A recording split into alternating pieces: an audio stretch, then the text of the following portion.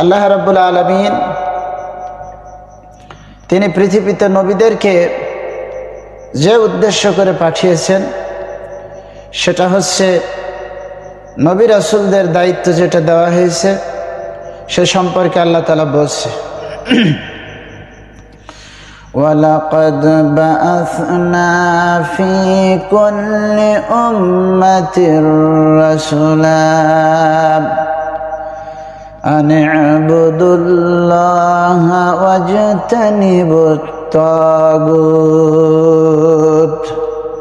আল্লাহ তাআলা বলছেন যে প্রত্যেক জাতির কাছে আল্লাহর পক্ষ থেকে রাসূল এসেছে।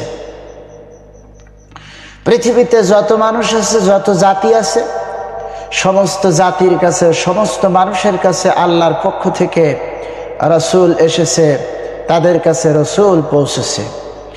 এবং সমস্ত রাসূলগণ গিয়ে একথা বলেছেন তার জাতির লোকদেরকে, আনি আবুদুল্লাহ, এক আল্লাহর দাসত্ব করো, গোলামি করো, ওয়াজতানিবুত তাগুত, আর শয়তানের তাগুতের দাসত্ব বন্ধ করে দাও। সেজন্য এই পৃথিবীতে সকল উম্মতের জন্য, সকল জাতির জন্য আল্লাহর পক্ষ থেকে রাসূল এসেছে এবং রাসূলগণ তার জাতির লোকদের কাছে দাওয়াত প্রদান করেছে।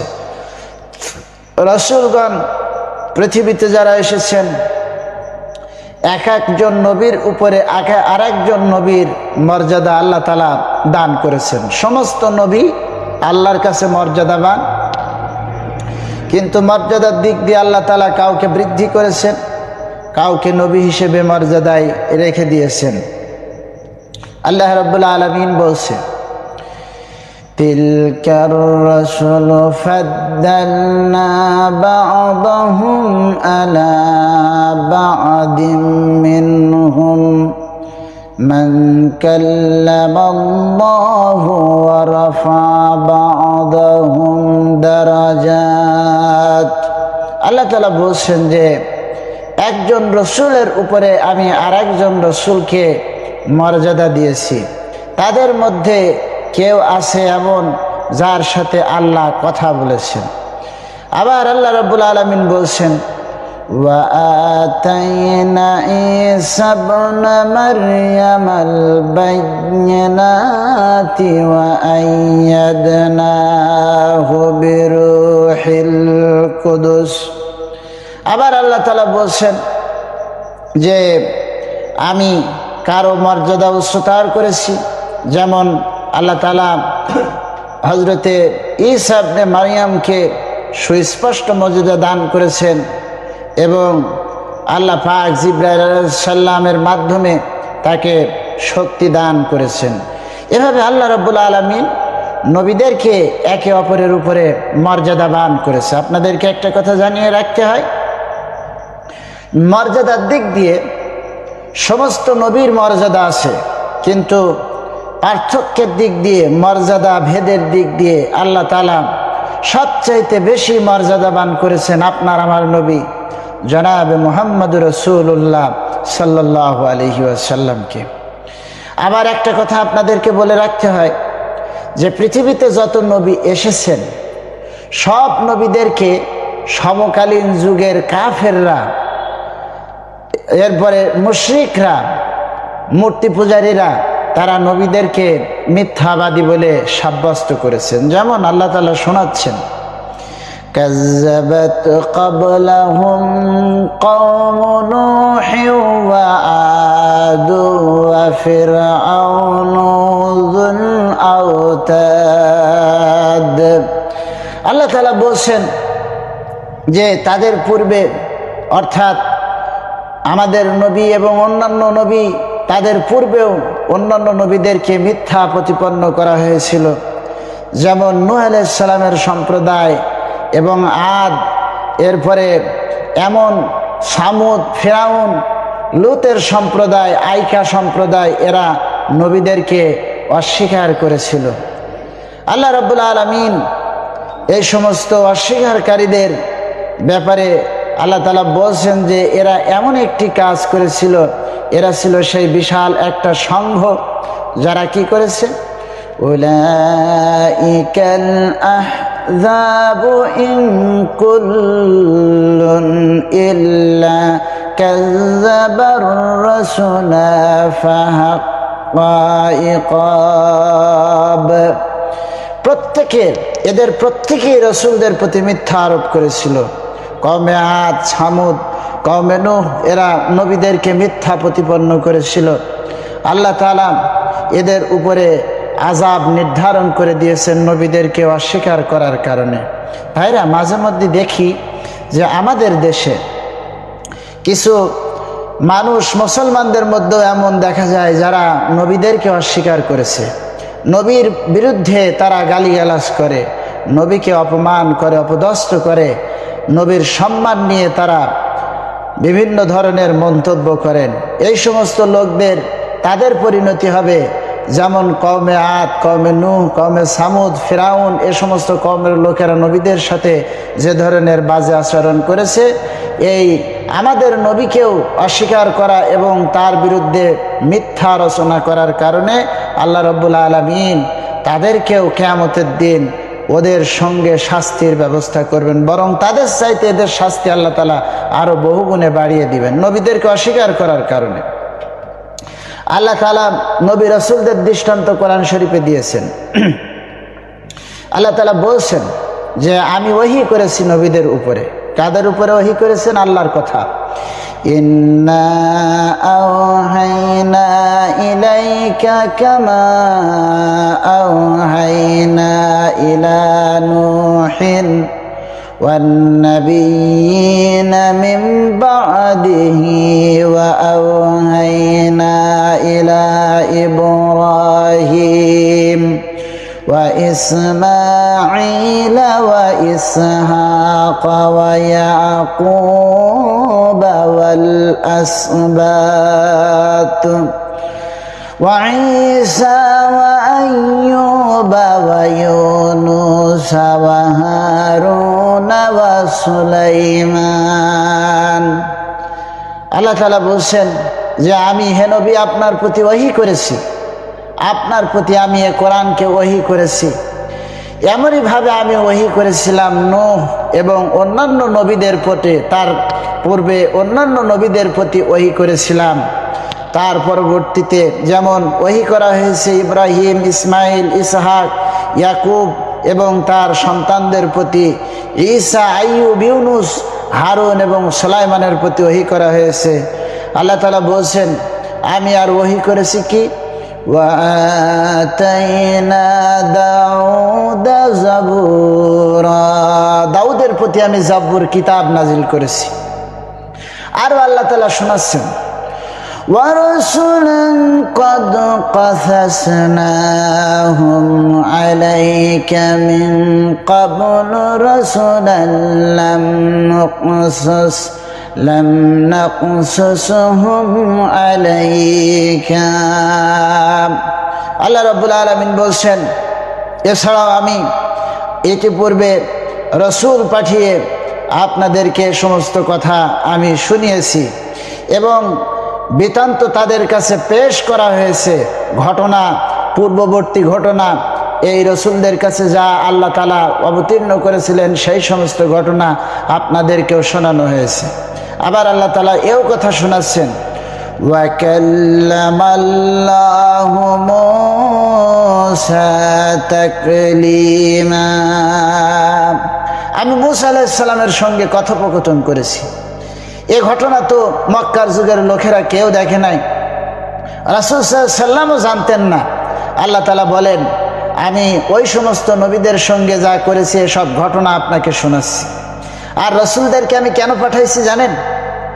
আমি রসুলদেরকে পাঠাইছি এই কারণে, রাসূলাম মুবাশশিরিনা ওয়া মুনযিরিনা লিআল্লা ইয়াকুনা লিন-নাসি আলাল্লাহি হুজ্জা।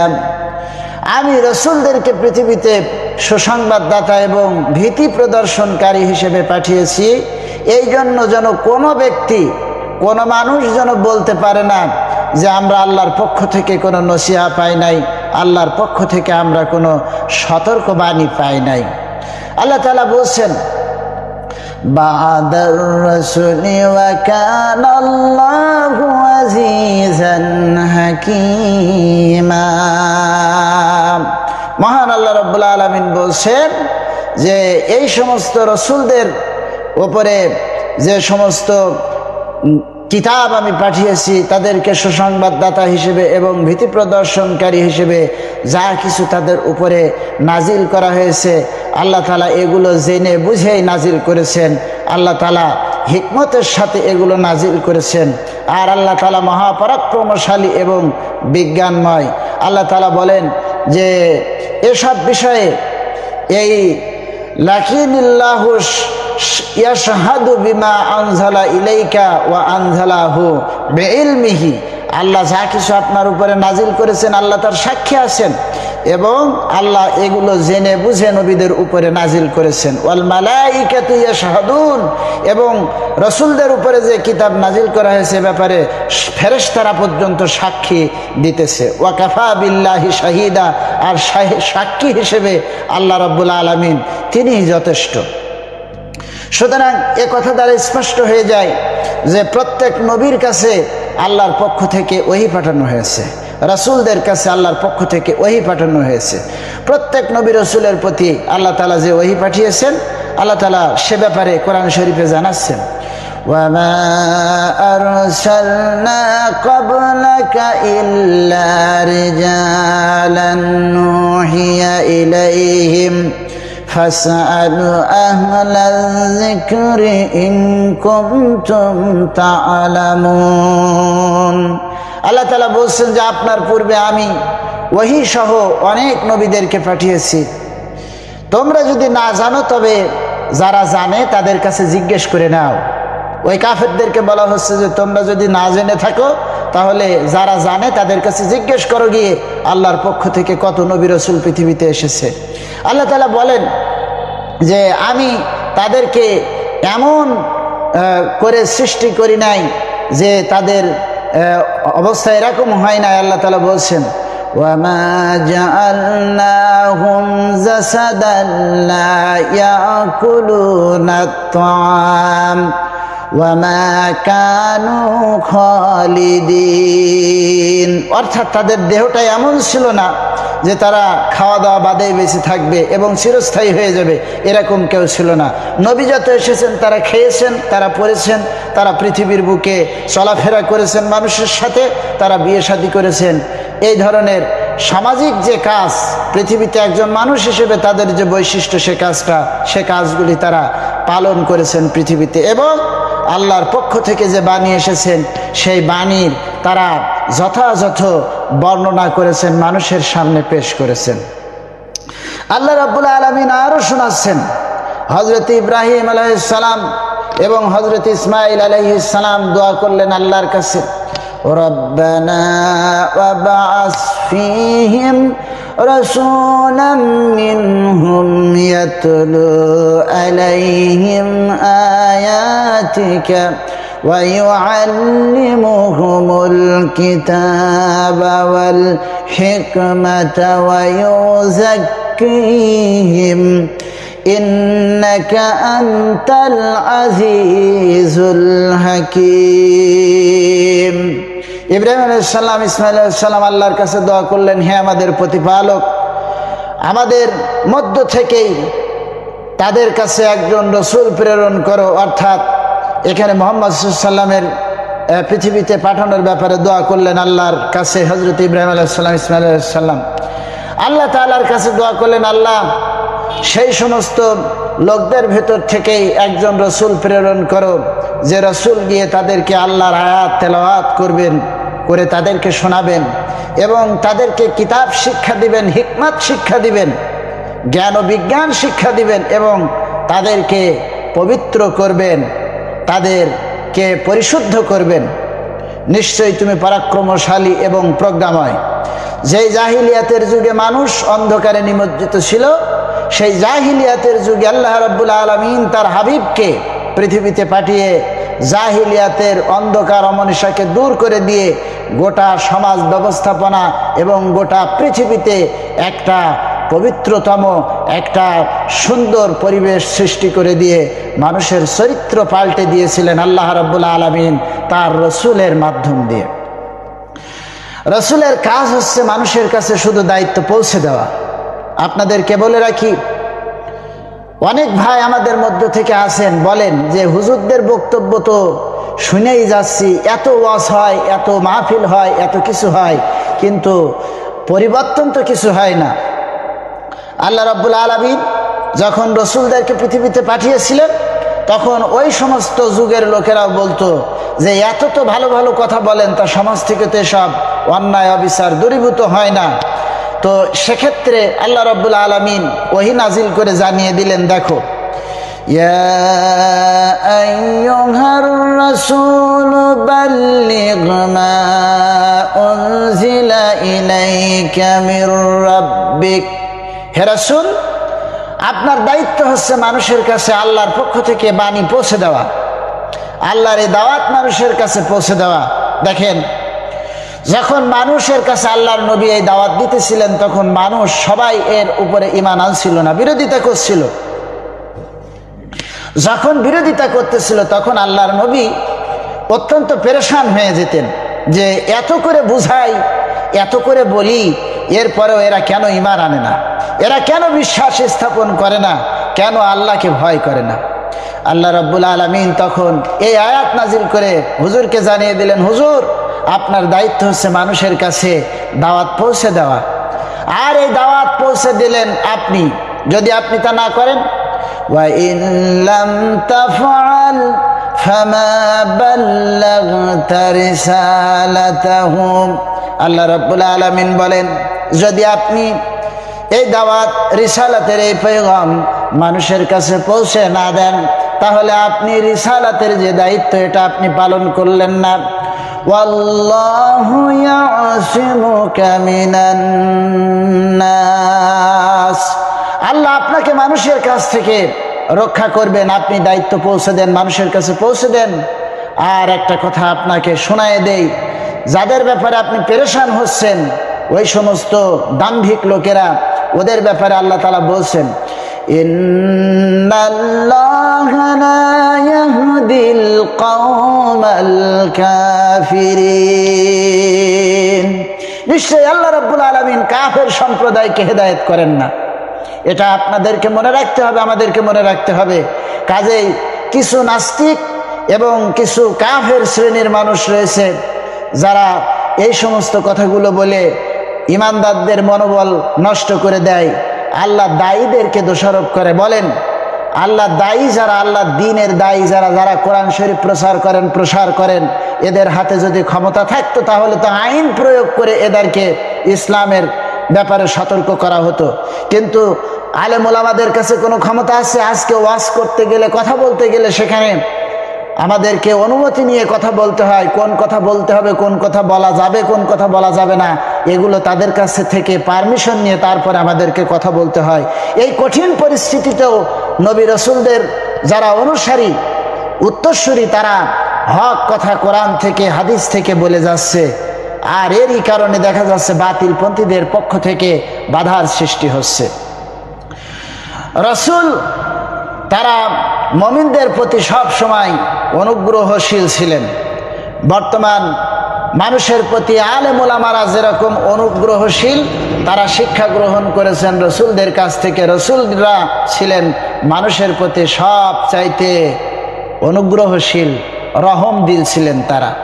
রাসূলদের ব্যাপারে আল্লাহ তাআলা বলছেন, লাকাদ জাআকুম রাসূলুম মিন আনফুসিকুম আজিজুন আলাইহি মা আনিতুম হারিসুন আলাইকুম বিল মুমিনিনা রাউফুর রহিম। তোমাদের মধ্যে একজন রাসূল পাঠানো হয়েছে। লাকাদ জাআকুম রাসূলুম মিন আনফুসিকুম, তোমাদের মধ্য থেকে তোমাদের কাছে একজন রাসূল পাঠানো হয়েছে। আজিজুন আলাইহি মা আনিতুম হারিসুন আলাইকুম বিল মুমিনিনা রাউফুর রহিম। আল্লাহ তাআলা বলছেন তোমাদের ক্ষতি হওয়া, অর্থাৎ ও ঈমানদারেরা তোমাদের ক্ষতি হবে, ও মানুষেরা তোমাদের ক্ষতি হবে। রাসূল সাল্লাল্লাহু আলাইহি ওয়াসাল্লামকে এটা সহ্য করা খুবই কঠিন। তোমাদের কষ্ট আল্লাহ রাসূল বরদাস্ত করতে পারেন না। তোমাদের সার্বিক কল্যাণেরই তিনি কামনাকারী, সবসময় তোমাদের কল্যাণ চান। তোমরা রাসূলকে মারার চেষ্টা করো, রাসূল তোমাদের হেদায়েতের জন্য দোয়া করেন। সুবহানাল্লাহ। এরা হচ্ছে রাসূল, এরা হচ্ছে নবী। সুবহানাল্লাহ। ঈমানদার লোকদের প্রতি তিনি অত্যন্ত সহানুভূতি সম্পন্ন এবং করুণা সিক্ত, তিনি অত্যন্ত দয়াদ্র তিনি। সুবহানাল্লাহি ওয়া বিহামদিহি। আল্লাহ তাআলা রাসূলদের প্রেরণ করার ব্যাপারে কোরআন শরীফে বলছেন যে আমি রাসূল কেন পৃথিবীতে প্রেরণ করেছি। রাসূলদেরকে পৃথিবীতে পাঠানোর উদ্দেশ্য সম্পর্কে আল্লাহ তাআলা বলছেন অনেক উদ্দেশ্য, এর মধ্যে সবচেয়ে গুরুত্বপূর্ণ উদ্দেশ্য হচ্ছে এইটা, হুয়াল্লাযী আরসালা রাসূলাহু বিল হুদা ওয়া দীনিল হক লিইয়ুযহিরাহু আলাদ-দীনি কুল্লিহি ওয়া কাফা বিল্লাহি শাহীদা। আল্লাহ তাআলা বলছেন যে হুয়াল্লাযী, তিনি আল্লাহ, যিনি আরসালা রাসূলাহু বিল হুদা, তার রাসূলের কাছে হেদায়েত প্রেরণ করেছেন এবং সত্যের বিধান দিয়েছেন, দ্বীনে হক, সত্যের বিধান দিয়েছেন। নবীর দায়িত্ব লিইয়ুযহিরাহু আলাদ-দীনি কুল্লিহি, এই পৃথিবীতে যত ধর্ম, যত বর্ণ, যত মত রয়েছে, যত পথ রয়েছে, সমস্ত দিনের উপরে, সমস্ত বাতিল দিনের উপরে এই ইসলামকে প্রতিষ্ঠিত করে দেওয়া, আল্লাহর এই বিধানকে প্রতিষ্ঠিত করে দেওয়া, এটা হলো রাসূলের দায়িত্ব। এইটা রাসূল সাল্লাল্লাহু আলাইহি ওয়াসাল্লাম এই দায়িত্ব পালন করেছেন। রাসূল করিম সাল্লাল্লাহু আলাইহি ওয়াসাল্লাম তার নবুয়তি জিন্দেগিতে এই দায়িত্ব পালন করে তিনি গোটা বিশ্ববাসীর কাছে এটা প্রমাণ করে দিয়েছেন যে এই পৃথিবীতে একমাত্র সত্য জীবন ব্যবস্থা, সত্য ধর্ম, সত্য আইন, সেটা হচ্ছে ইসলাম। আর এই ইসলামী জীবন ব্যবস্থা, আইন ছাড়া পৃথিবীতে মানুষের বাঁচার আর কোনো পথ নাই। সেজন্য প্রত্যেকটা মানুষকে রাসূল সাল্লাল্লাহু আলাইহি ওয়াসাল্লামের প্রতি ঈমান আনতে হবে এবং রাসূলদের প্রতি ঈমান আনতে হবে। প্রকৃত ঈমানদারের পরিচয় সম্পর্কে আল্লাহর নবী জনাবে মুহাম্মদ রাসূলুল্লাহ সাল্লাল্লাহু আলাইহি ওয়াসাল্লাম বলছেন, আর আনাস রাদিয়াল্লাহু তাআলা আনহু, হযরত আনাস রাদিয়াল্লাহু তাআলা আনহু হাদিসটি বর্ণনা করেছেন। তিনি বলেন, ক্বালা রাসূলুল্লাহ সাল্লাল্লাহু আলাইহি ওয়াসাল্লাম, রাসূল সাল্লাল্লাহু আলাইহি ওয়াসাল্লাম বলেছেন, লা ইউমিনু আহাদুকুম হাত্তা আকুনা আহাব্বা ইলাইহি মিন ওয়ালিদিহি ওয়া ওয়ালাদিহি ওয়ান নাসি আজমাইন, সেই ব্যক্তি মুমিন হতে পারবে না। আল্লাহ রাসূল সাল্লাল্লাহু আলাইহি ওয়াসাল্লাম বলছেন যে সেই ব্যক্তি মুমিন হতে পারবে না যতক্ষণ পর্যন্ত সে ব্যক্তি তার সন্তান, তার পিতামাতা এবং তাম পৃথিবীর সমস্ত মানুষদের চাইতে আল্লাহর রাসূলকে বেশি ভালো না বাসবে। বুখারী মুসলিম শরীফে হাদিসটি উদ্ধৃত হয়েছে। এবং রাসূল সাল্লাল্লাহু আলাইহি ওয়াসাল্লাম আরও বলছেন, আর আব্দুল্লাহ ইবনে ওমর রাদিয়াল্লাহু তাআলা থেকে বর্ণিত হাদিস, ক্বালা রাসূলুল্লাহ সাল্লাল্লাহু আলাইহি ওয়াসাল্লাম, রাসূল সাল্লাল্লাহু আলাইহি ওয়াসাল্লাম বলছেন যে লা ইউমিনু আহাদুকুম হাত্তা ইয়াকুনা হাওয়াহু তাবআন লিমা জিতু বিহি। রাসূল সাল্লাল্লাহু আলাইহি ওয়াসাল্লাম বলছেন তোমাদের কেউ কাঙ্ক্ষিত মানের মুমিন হতে পারবে না যতক্ষণ না সে নিজের প্রবৃত্তিকে আমার আনিত বিধানের অধীনে করে না নেয়। অর্থাৎ আল্লাহ রাব্বুল আলামিন যে কোরআন নাজিল করেছেন, এই কোরআনের প্রতি যতক্ষণ পর্যন্ত এবং রিসালাতের প্রতি যতক্ষণ পর্যন্ত সে বিশ্বাস স্থাপন না করবে ততক্ষণ পর্যন্ত সে মুমিন হতে পারবে না। রাসূল করিম সাল্লাল্লাহু আলাইহি ওয়াসাল্লাম এই কথা বলেছেন। মূসা আলাইহিস সালাম, যদি আল্লাহ রাসূল সাল্লাল্লাহু আলাইহি ওয়াসাল্লাম বলছেন যে মূসা আলাইহিস সালাম যদি জীবিত থাকতেন তাহলে মূসা আলাইহিস সালামের উপরে ওয়াজিব হয়ে যেত আল্লাহর রাসূলের প্রতি ঈমান আনা। এই ঘটনাটি কোথা থেকে এলো? এই ঘটনাটি রাসূল করিম সাল্লাল্লাহু আলাইহি ওয়াসাল্লাম একবার বসে রয়েছেন, হযরতে ওমর রাদিয়াল্লাহু তাআলা আনহু রাসূল সাল্লাল্লাহু আলাইহি ওয়াসাল্লামের কাছে এসে বললেন, একটা তাওরাতের পাতা কোথায় পেয়েছেন সেটা নিয়ে আল্লাহর রাসূল সাল্লাল্লাহু আলাইহি ওয়াসাল্লামের কাছে এসে হযরতে ওমর রাদিয়াল্লাহু তাআলা হুজুরের অনুমতি না নিয়েই বলছেন, সালাম দিয়ে বলছেন, হুজুর আমি একটা তাওরাতের পাতা পেয়েছি, এটা আমি পড়ছি। হযরত ওমর এই তাওরাতের এই পাতা থেকে তিনি পড়তে শুরু করে দিলেন। এমন সময় হযরত আবু বকর সিদ্দিক রাদিয়াল্লাহু তাআলা আনহু তিনি সেখানে হাজির হলেন। হাজির হয়ে দেখেন আল্লাহর রাসূলের চেহারা রক্তিম বর্ণ ধারণ করেছেন, যা অতীতে কোনো সময় তিনি এমনটি লক্ষ্য করেননি। হযরতে আবু বকর সিদ্দিক রাদিয়াল্লাহু তাআলা আনহু তিনি হযরতে ওমরের দিকে তাকিয়ে দেখেন তিনি কি পড়তেছেন আর রাসূলের অবস্থা এইরকম। আল্লাহর নবী হযরত ওমরকে ডেকে বললেন, ওমর, এর চেয়ে ভালো তুমি যদি মরে যেতে। তিনবার কথাটা বললেন যে তুমি যদি মরে যেতে। হযরত ওমর তিনি একেবারে হতভম্ব হয়ে গেলেন, হতচকিত হয়ে গেলেন। তিনি বন্ধ করে দেখেন হুজুরের চেহারা লাল হয়ে গিয়েছে। হযরত ওমর বললেন, ইয়া রাসূলুল্লাহ, ওমরের জীবন, ওমরের মা বাপের জীবন আপনার কদমে উৎসর্গ হয়ে যাক। হে আল্লাহর রাসূল, আমি কি অন্যায় করেছি, কি অপরাধ করেছি? আল্লাহর নবী বললেন, ওমর রে, তুমি যে তাওরাত কিতাবের থেকে তেলাওয়াত করতেছ, ওই তাওরাত কিতাব যার প্রতি নাজিল হয়েছে, ওই তাওরাত কিতাবের যার প্রতি ওহী করা হয়েছিল সে মূসা আলাইহিস সালাম যদি আমার জীবদ্দশায় বেঁচে থাকতেন আর আমাকে যদি নবী অবস্থায় তিনি পেয়ে যেতেন, তাহলে আমি মুহাম্মদুর রাসূলুল্লাহ সাল্লাল্লাহু আলাইহি ওয়াসাল্লামের উম্মতের ভিতরে তাকে শামিল হয়ে যাওয়া বাধ্যতামূলক হয়ে যেত। আল্লাহ রাসূল সাল্লাল্লাহু আলাইহি ওয়াসাল্লাম তারপরে আর কেউ নবুয়তের দাবি করতে পারবে না। যদি সেটা করে সেটা কুফরির শামিল হয়ে যাবে, সেটা বিদ্রোহের শামিল হয়ে যাবে।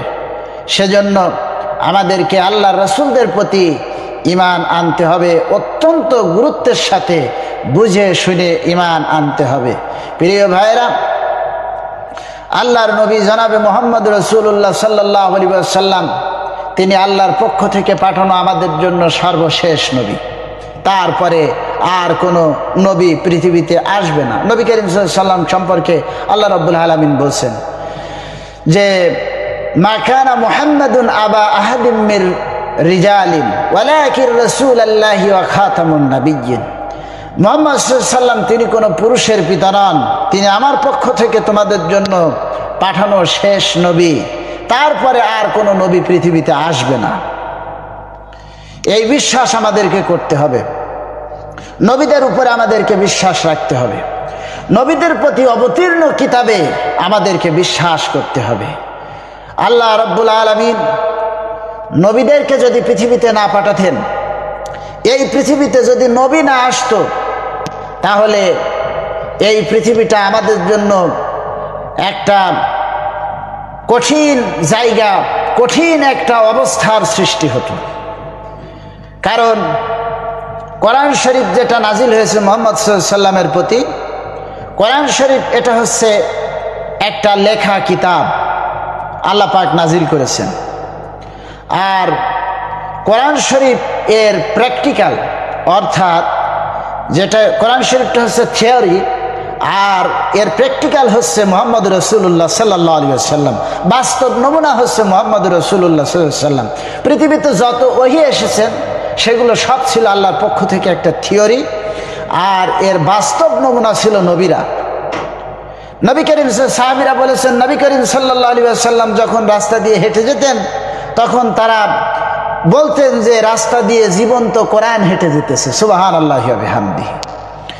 আম্মাজান হযরত আয়েশা সিদ্দিকা রাদিয়াল্লাহু তাআলা আনহার কাছে ইয়ামেন থেকে কিছু সাহাবী এসেছিলেন। এসে আম্মাজানকে বলেছিলেন, আম্মাজান, আমাদের মা আয়েশা সিদ্দিকা রাদিয়াল্লাহু তাআলা আনহা, আপনি আল্লাহর রাসূলের চরিত্র সম্পর্কে আমাদেরকে কিছু শোনান।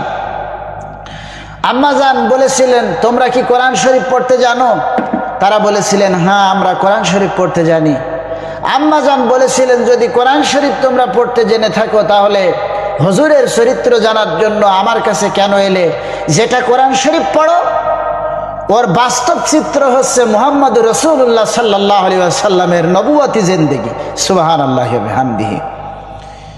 এজন্য আপনাদের কাছে আমি বলি, আপনারা দেখেন যে কোনো একটা ব্যক্তি অন্ধকারে রাস্তা চলতেছে, তার হাতে একটা টর্চ লাইট আছে। এই টর্চ লাইট নিয়ে ওই ব্যক্তি রাস্তায় চলতেছে, চলতে চলতে ওই টর্চ লাইটের ভিতরে আপনার লাইটের খাপ আছে, লাইটের ব্যাটারি আছে, সব কিছু আছে, কিন্তু ওই লাইটের বাল্ব কাটা, লাইটের বাল্ব জ্বলছে না, সুইচ সব কিছু আছে কিন্তু বাল্ব নাই। আপনারা বলেন ওই ব্যক্তি অন্ধকারে যতই সুইচে টিপ দিক, টর্চ লাইট কি জ্বলবে? জ্বলবে না। ঠিক অনুরূপভাবে আল্লাহ রাব্বুল আলামিন এই পৃথিবীতে কিতাব দিয়েছেন। এই কিতাব আল্লাহ তাআলা যদি এমনি এমনি দিয়ে দিতেন, মানুষেরা বিভ্রান্ত হয়ে যেত, কিভাবে এটা বুঝবো, কিভাবে এটা পড়বো।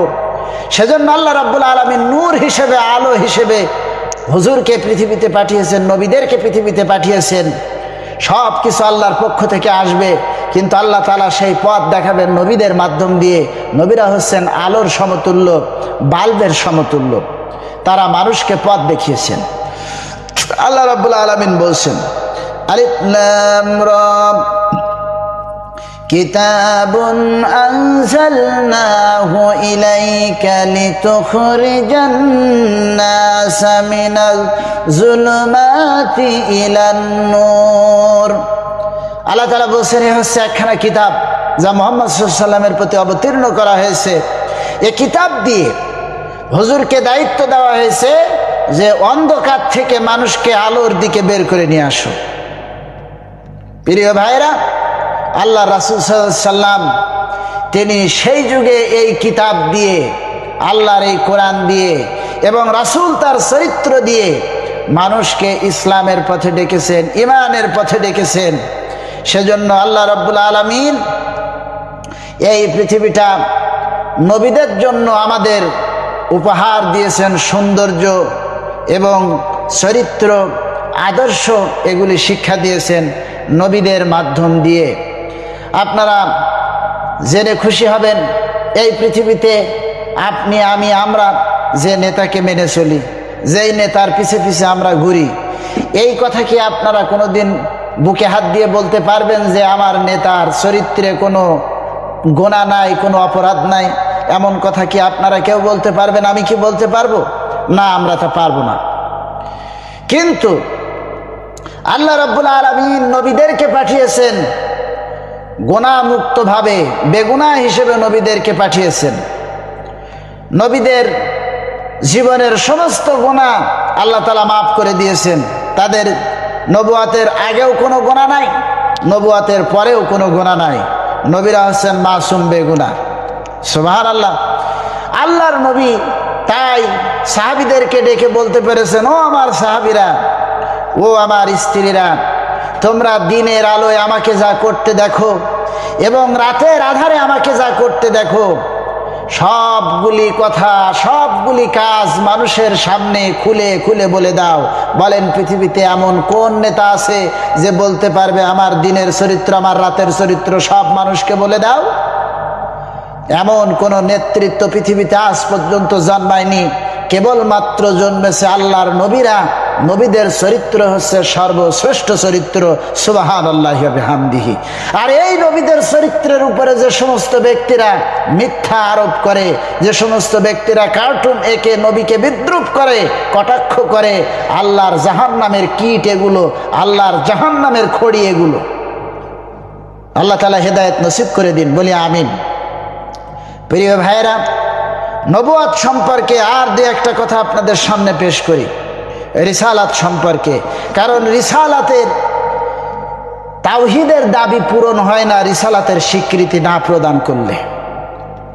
আপনি যে আল্লাহ বিশ্বাস করেন, সেই আল্লাহর খবর তো আল্লাহ নবীদের মাধ্যমে আপনার কাছে পাঠিয়েছেন।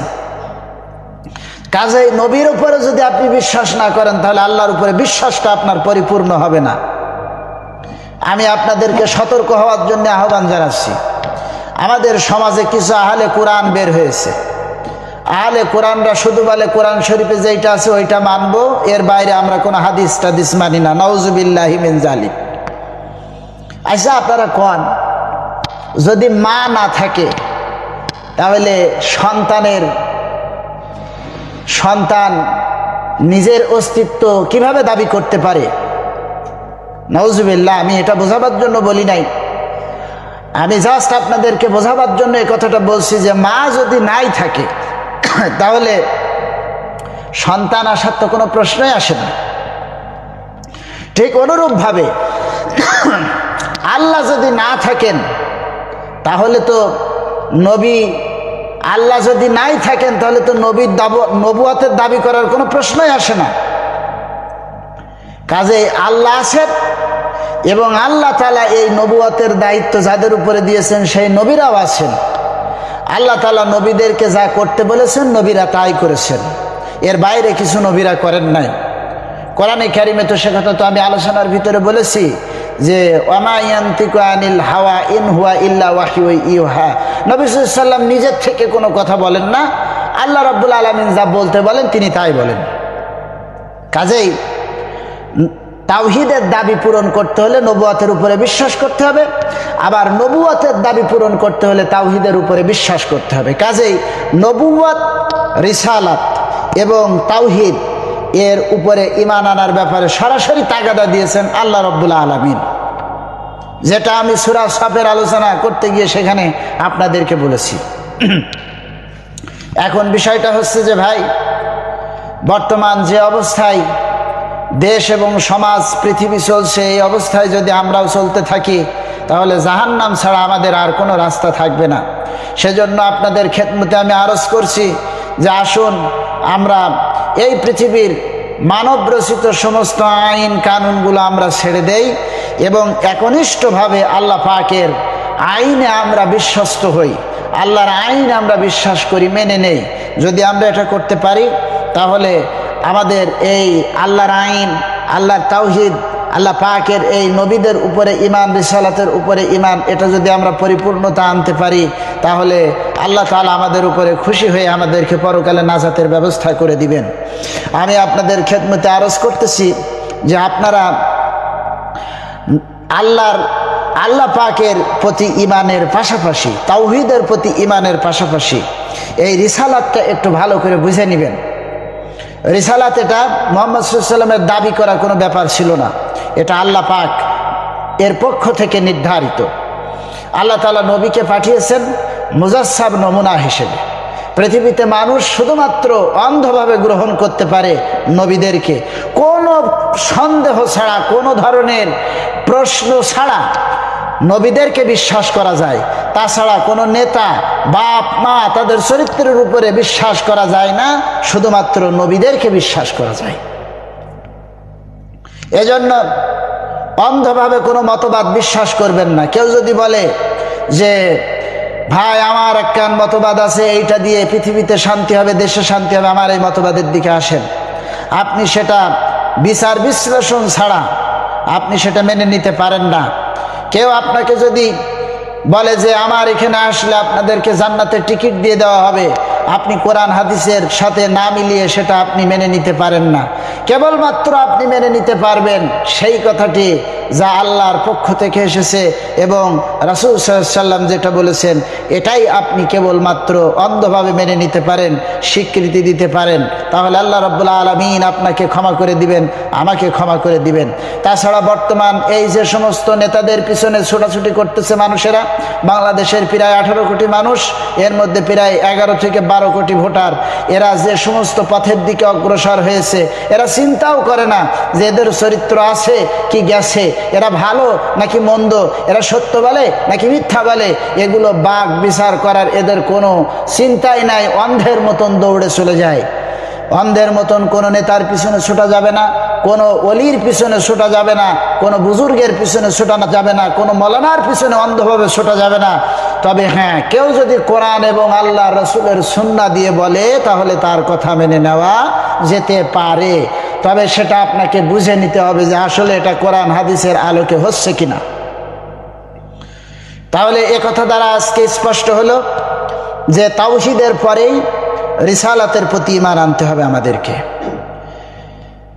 রিসালাত যদি বুঝ করে নিতে পারি তাহলে তাওহীদের প্রতি বিশ্বাস হয়েছে এটা প্রতীয়মান হবে। আজও যদি কেউ আমরা যদি কেউ আমাদের আদর্শ যদি মনে করি যে জিয়াউর রহমান আমাদের আদর্শ, কেউ যদি মনে করেন আমাদের আদর্শ শেখ মুজিবুর রহমান, কেউ যদি মনে করেন আমার আদর্শ হচ্ছে কার্ল মার্কস, কেউ যদি বলেন আমার আদর্শ হচ্ছে লেনিন, কেউ যদি বলেন আমার আদর্শ হচ্ছে আব্রাহাম লিঙ্কন, কেউ যদি বলেন আমার আদর্শ হচ্ছে আমাদের দেশের আরেকজন জাতীয় নেতা ছিলেন এরশাদ সাহেব, এভাবে যদি তাদেরকে আদর্শ হিসেবে মেনে নেন তাহলে রিসালাতের প্রতি আপনার বিশ্বাস নাই। রিসালাতের প্রতি বিশ্বাস অর্থই হলো আল্লাহর রাসূল যে মতবাদ এনেছেন সেই মতবাদে বিশ্বাস করা এবং নেতা হিসেবে রাসূল সাল্লাল্লাহু আলাইহি সাল্লামকে অনুসরণ করা, অনুকরণ করা। এছাড়া অনুকরণ আর কাউকে করা যাবে না। যদি আপনি করেন তাহলে সেটা কুফরি হবে। কিয়ামতের দিন এই রিসালাতের প্রতি অস্বীকৃতি করার কারণে আল্লাহর জাহান্নামে আপনাকে আমাকে যেতে হবে। আল্লাহ যেন আমাদেরকে হেফাজত করেন, আমরা বলি আমিন। আর একটা কথা বলে আমি আমার বক্তব্য আজকে শেষ করব। ভাই, আমি আপনাদের হাত ধরে পাও ধরে বলি যে এই পৃথিবীতে মানুষ আজ জাহান্নামের দিকে অগ্রসর হয়েছে। প্রতিনিয়ত মানুষ আলোর গতিতে, আমি আবারও বলছি, প্রতিনিয়ত প্রতি মুহূর্তে মানুষ আলোর গতিতে জাহান্নামের দিকে ছুটে চলেছে। এই জাহান্নামের পথ থেকে ফিরাবার দায়িত্ব ওলামা সমাজ আপনাদেরকে গ্রহণ করতে হবে এবং যারা জ্ঞান রাখেন ইসলামের উপরে তাদেরকে গ্রহণ করতে হবে। প্রত্যেকটি মুসলমানকে নিজের অবস্থানে থেকে মানুষকে জাহান্নাম থেকে ফিরাবার চেষ্টা করতে হবে। যদি এই দিল ভরা দরদ ভরা মন নিয়ে মানুষের কাছে আপনি দাওয়াত পৌঁছে দেন তাহলে আল্লাহ রাব্বুল আলামিন দেখবেন যে আপনি নিঃস্বার্থভাবে দাওয়াতি কাজ করছেন না এর পেছনে দুনিয়াবি কোনো স্বার্থ আছে, এটাও আল্লাহ তাআলা দেখবেন। আমি চাই যে সকলেই নিঃস্বার্থভাবে কোনো রকম দুনিয়াবি উদ্দেশ্য ছাড়াই শুধুমাত্র আল্লাহর সন্তুষ্টির জন্য আপনারা এই দাওয়াতি কাজ অব্যাহত রাখেন, দাওয়াতি কাজ প্রতিনিয়ত করতে থাকেন। যেখানে থাকবেন সেখানে দাওয়াতি কাজ করবেন। চায়ের দোকানদার হলে চায়ের দোকানে দাওয়াতি কাজ করবেন। আপনি যদি মজুর হন, আপনি যেখানে মজুরির কাজ করতে যাবেন সেখানে আপনি দাওয়াতি কাজ করেন। আপনি যদি শিক্ষক হন, আপনার শিক্ষকতার ভেতর দিয়ে আপনি দাওয়াতি কাজ করেন। আপনি যদি ইঞ্জিনিয়ার হন সেখানে আপনি দাওয়াতি কাজ করেন। আপনি যদি রাজনৈতিক ব্যক্তিত্ব হন সেখানে আপনি দাওয়াতের কাজ করেন। আপনি যদি কোনো মাদ্রাসার শিক্ষক হন সেখানে আপনি দাওয়াতের কাজ করেন। এক কথায় বলতে গেলে যেই প্ল্যাটফর্মে আছেন, আপনি যদি প্রবাস থাকেন, বিদেশে থাকেন, বিদেশে থেকে আপনি যে অবস্থানে আছেন আপনার ভাষা যারা বোঝে তাদের কাছে দাওয়াতের কাজ করেন। যেখানে থাকবেন সেখানে আল্লাহর এই দিনের দাওয়াত পৌঁছে দেন। দেখেন, আপনি যদি পৌঁছে দেন আপনি আপনার দায়িত্ব পালন করলেন, আর আপনি যদি তা না করেন তাহলে ফামা বাল্লাগতা রিসালাতা, এই রিসালাতের দায়িত্ব পরম্পরায় আপনাদের উপরে যে নবীর উত্তরসূরি হিসেবে যে দায়িত্ব আপনাদের উপরে এসেছে সেই দায়িত্ব আপনারা পালন করলেন না। এর জন্য আল্লাহর কাছে জবাবদিহিতা করতে হবে। আমি মনে হয় আপনাদের কাছে যে কথাগুলো বললাম এই কথাগুলো আপনারা আশা করি অন্তরের থেকে গ্রহণ করবেন এবং নিজেরাও দাওয়াতি কাজে শামিল হবেন। মানুষকে জাহান্নাম থেকে ফিরাতে হবে এবং পৃথিবীতে চরিত্রবান হিসেবে শুধুমাত্র সার্টিফিকেট দিতে হবে আল্লাহর নবীদেরকে, নবীর পরে সাহাবীদেরকে মর্যাদা দিতে হবে।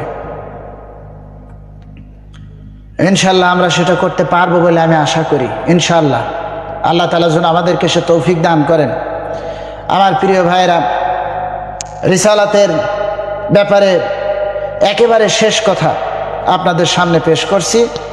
রিসালাতের ব্যাপারে যে আপনারা যখন কেউ মরে যাওয়ার পরে ওই লোকটার কাফন সম্পন্ন করে যখন আপনারা তার লাশটাকে কবরে নামান, সেখানে নামানোর সময় আপনারা বলেন বিসমিল্লাহি ওয়া আলা মিল্লাতি রাসূলিল্লাহ, আপনারা বলেন যে আল্লাহর নামে রসুলের দলে উঠায়া দিলাম। এই যে কথাটা আপনারা বলেন, একজন ব্যক্তি সারা জীবন ইসলাম বিরোধী আন্দোলন করেছে, আল্লাহ দ্বীন বিরোধী কাজ করে বেড়াইছে, ইসলামপন্থীদেরকে বিভিন্নভাবে লাঞ্ছিত করেছে, অপমানিত করেছে। এখন এই ব্যক্তি মারা গেল, মারা যাওয়ার পরে আপনি যদি বলেন যে বিসমিল্লাহি ওয়া আলা মিল্লাতি রাসূলিল্লাহ, আল্লাহ তোমার নামে তোমার রসুলের দলে উঠায় দিলাম, যে রসুলের আদর্শ মানিনি, যে আল্লাহর হুকুম হাকাম মানিনি, আপনি তারে আল্লাহর দলে আল্লাহ রসুলের দলে উঠায় দিলেন। এজন্য আপনাদের কাছে আমি বলতে চাই যে রিসালাতের উপরে ঈমান এর অর্থই হলো নবী সাল্লাল্লাহু আলাইহি ওয়াসাল্লাম যেভাবে জীবন যাপন করেছেন এবং জীবন যাপন করার জন্য বলেছেন, সেইভাবে আপনাদেরকে আমাদেরকে জীবন যাপন করতে হবে, সেইভাবে আমাদেরকে কাজ করতে হবে, সততার সাথে বিশ্বস্ততার সাথে। সেভাবে আমাদেরকে রাজনীতি করতে হবে, সমাজনীতি করতে হবে, সংসার নীতি করতে হবে, অর্থনীতি করতে হবে, বাণিজ্য নীতি করতে হবে। সব কিছু আল্লাহর রসুলকে অনুসরণ করে করতে হবে। যদি সেটা করা হয় তাহলে রসুলের প্রতি ঈমান আনা হইল, আর যদি সেটা না হয় তাহলে রসুলের উপরে ঈমান আইনেছি, এ কথাটা মিথ্যে কথা, এ কথার কোনো দাম নাই, এটা মিথ্যে কথা। রসুলের প্রতি ঈমান এনেছি, এটা মিথ্যে কথা। ভাইরা আসুন, দলমত নির্বিশেষে সকলে আল্লাহ রসুলের আদর্শ গ্রহণ করি এবং আল্লাহ রসুলের নেতৃত্ব মেনে নেই। এই পৃথিবীর ভুয়া নেতাদের উপর থেকে বিশ্বাস উঠিয়ে দেন,